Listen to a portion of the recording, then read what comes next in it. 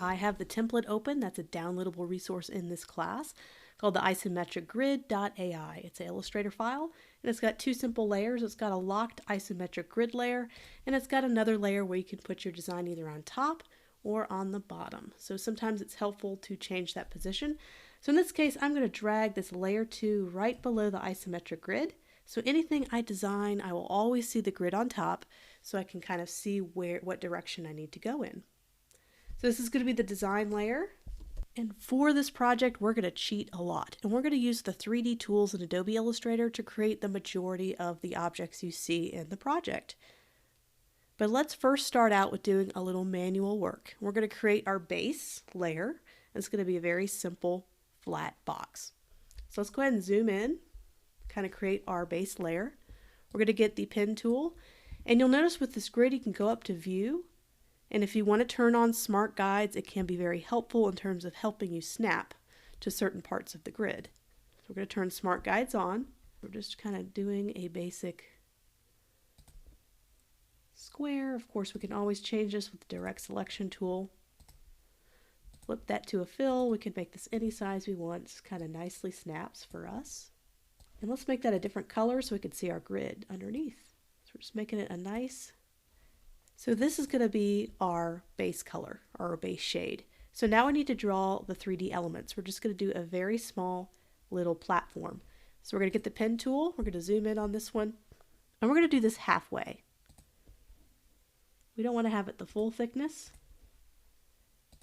And here's what we're going to do. We're going to double click, and this is going to be, we're going to have a direct lighting source on the top. So our top, isometric top is going to be the brightest.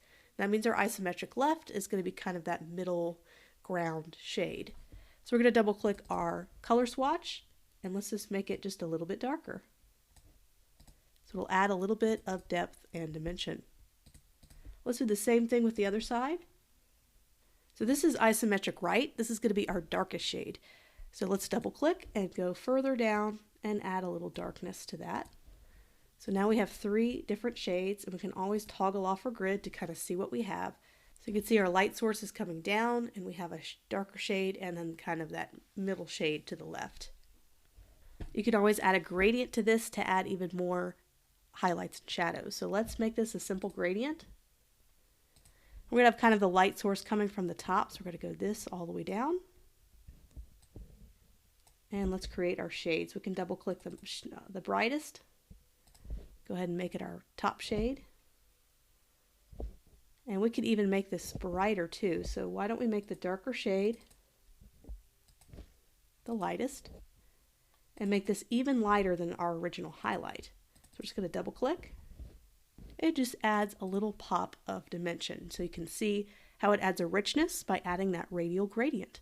So now we have our base layer here. So just toggling off our isometric grid layer, which is locked, and going back to my design layer, let's go ahead and see if we can't create a iPad base.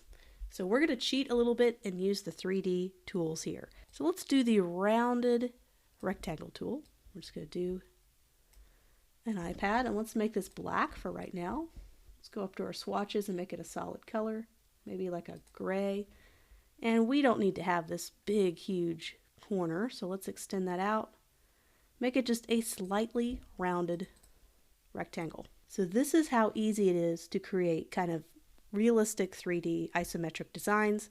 Instead of hand drawing all of this, which you can do just by doing how we did the base layer but adding layer upon layer, we can go up to Effect, 3D, Extrude, and Bevel. So you'll notice you can manually move this around, and we can go down and click on Preview, and you can kind of manually do this. And this is really hard to get the right match manually. So that's why they have some preset custom rotation positions. And they happen to have all the isometric ones.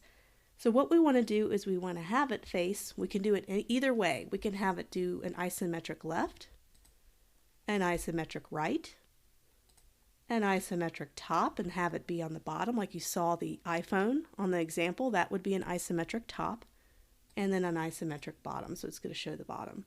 We are going to do an isometric right.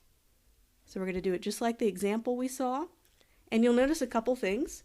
You'll notice the depth here is pretty thick. That's a really thick iPad. That might be the iPad 1 where it was super duper thick. Well, we need to reduce the depth. So we're going to go to this extrude depth option and let's reduce it down quite a bit. Let's try 20.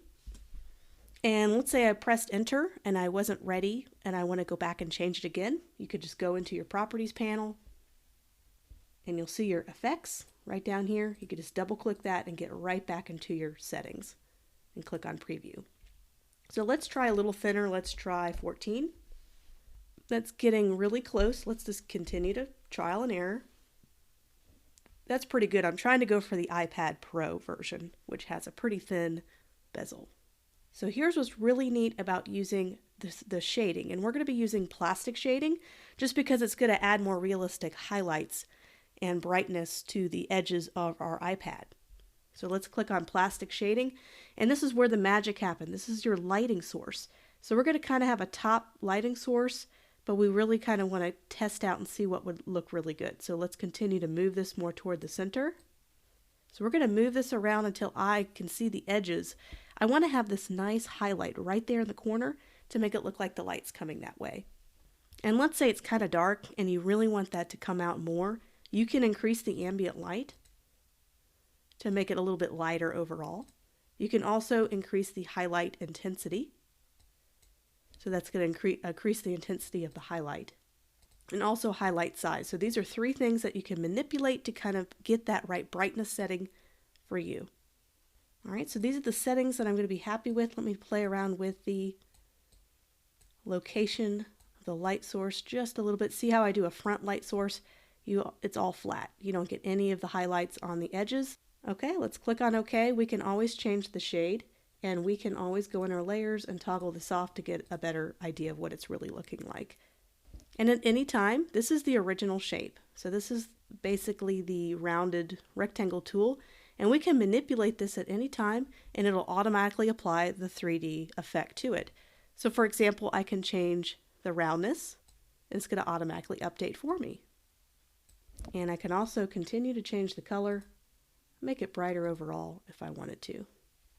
So there's the base of our iPad. We can toggle on our isometric grid and line this up where we'd like to line it up on the grid. Just lining the corners up just to kind of get a nice center. And I might want to push it a little bit backward because I want to put some people and some other things happening here. And I can change this at any time. And there is our little iPad.